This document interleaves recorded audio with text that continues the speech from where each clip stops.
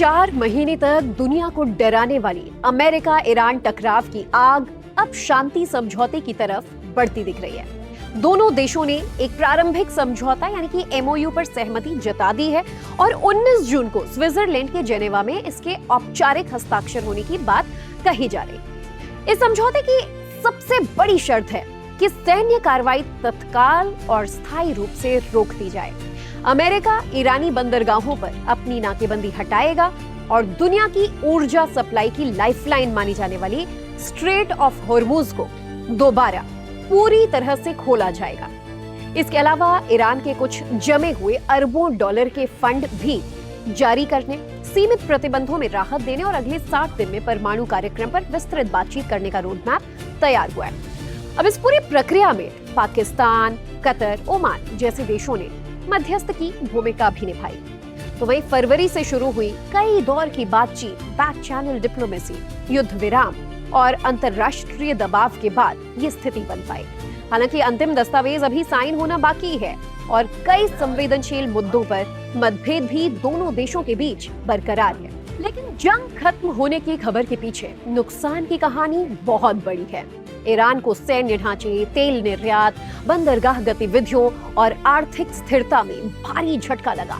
अमेरिकी पक्ष को सीधे भौतिक नुकसान तो कम हुआ, लेकिन अरबों डॉलर की सैन्य तैनाती, नौसैनिक ऑपरेशन और क्षेत्रीय अस्थिरता की भारी कीमत चुकानी पड़ी। सबसे बड़ा असर पूरी दुनिया ने झेला। जब हॉर्मुज मार्ग पर खतरा बढ़ा, तेल की कीमतें उछली, शिपिंग महंगी हुई, सप्लाई चेन पूरी तरह से प्रभावित हुआ और ग्लोबल महंगाई का दर बढ़ा। भारत जैसे देश जो अपनी ऊर्जा जरूरतों का बड़ा हिस्सा आयात करते हैं, सबसे ज्यादा चिंतित रहे। हमारे यहाँ पेट्रोल, डीजल, एलपीजी, उर्वरक, ट्रांसपोर्ट और रोजमर्रा की चीजों की लागत पर भी दबाव बढ़ती रही। और अब समझौते की खबर आते ही तेल की कीमतों में गिरावट देखी जा रही है और बाजार भी राहत की सांस ले रहा है। यानी युद्ध चाहे हजारों किलोमीटर दूर लड़ा गया हो, लेकिन इसका असर भारतीय रसोई तक में भी महसूस हुआ। तो आज जवाबदेही का सबसे बड़ा सवाल यहीं से शुरू करते हैं।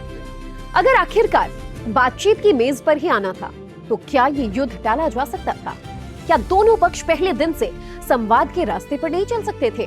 तो हजारों करोड़ डॉलर, अनगिनत जानें और वैश्विक आर्थिक अस्थिरता बचाई जा सकती थी। क्या ईरान अपने परमाणु महत्वाकांक्षाओं को लेकर ज्यादा पारदर्शी हो सकता था?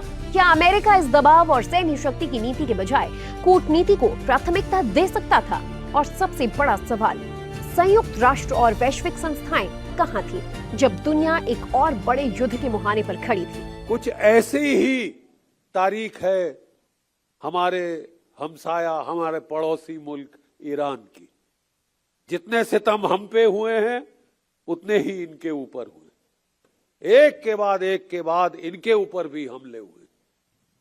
लेकिन इनमें भी वो चीज है, ये एक सिविलाइजेशनल स्टेट है। ये 250 साल पहले पैदा हुई अंग्रेजों की बनाई हुई स्टेट नहीं है साहब। ये अंग्रेजों ने इजाद नहीं करी, जैसे अफ्रीका में स्टेट बना दी, सीधी लाइनें लगाई यहां से यहां, बोले ये मुल्क है साहब। ऐसे मुल्क नहीं बनते साहब। सिविलाइजेशनल स्टेट, 6000 साल से ज्यादा पुरानी ये मुल्क है, ये तहजीब है।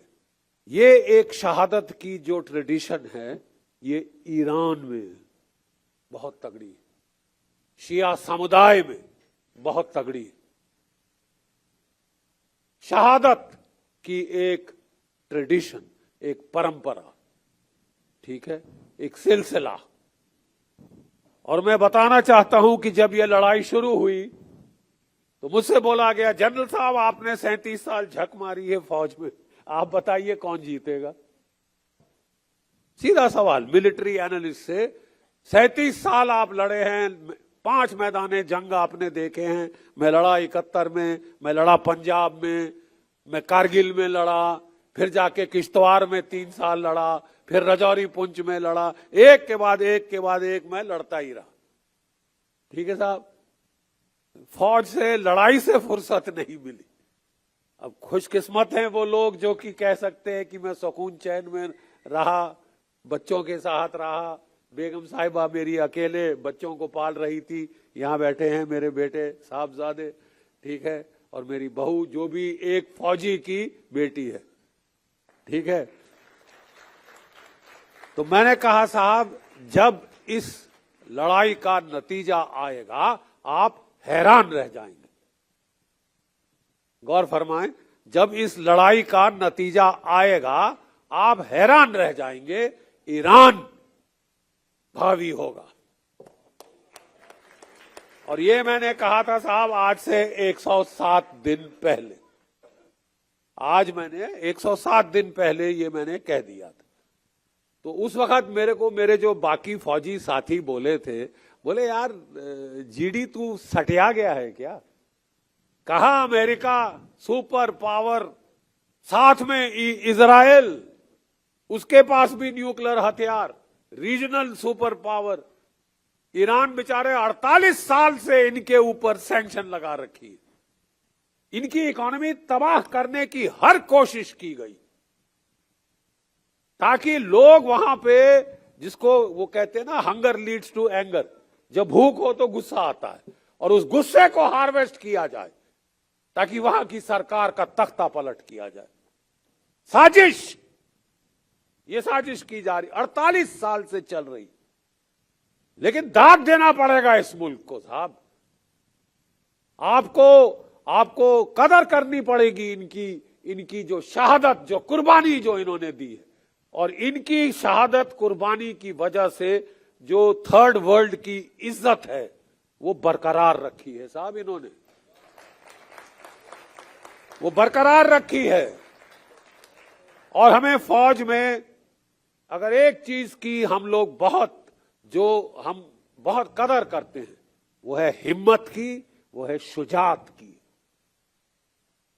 हिम्मत की, शुजात की कदर फौज में की जाती है, चाहे हमारा दुश्मन ही क्यों ना दिखा रहा हो।